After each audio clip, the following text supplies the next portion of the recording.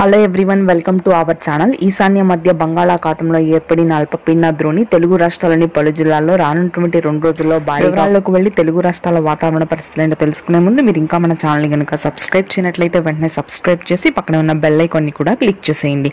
ఇక వివరాల్లోకి గనక వెళ్ళినట్లయితే బంగాళాఖాతంలో ఏర్పడిన అల్పపీడన ద్రోణి బలపడుతుంది. దీని ప్రభావంతో ఉత్తరాంధ్ర, మధ్యాంధ్ర జిల్లాల్లో తేలికపాటి నుంచి మోస్తరు వర్షపాతం నమోదవుతుంది. శ్రీకాకుళం, విజయనగరం, విశాఖపట్నం, తూర్పుగోదావరి, పశ్చిమ గోదావరి జిల్లాల్లో మోస్తరు వర్షాలు నమోదవుతాయి.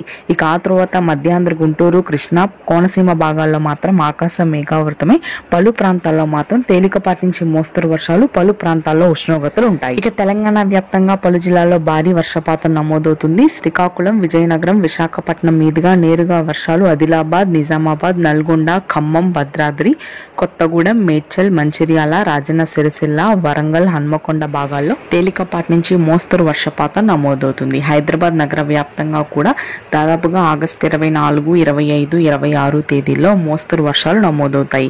రాయలసీమలో పొడి వాతావరణం ఉంటుంది. ఉష్ణోగ్రతలు భారీగా పెరుగుతాయి. ఎటువంటి వర్షాలు నమోదయ్యే అవకాశాలు లేవు. ఇది ప్రస్తుతానికి ఉన్న weather update. Thanks for watching.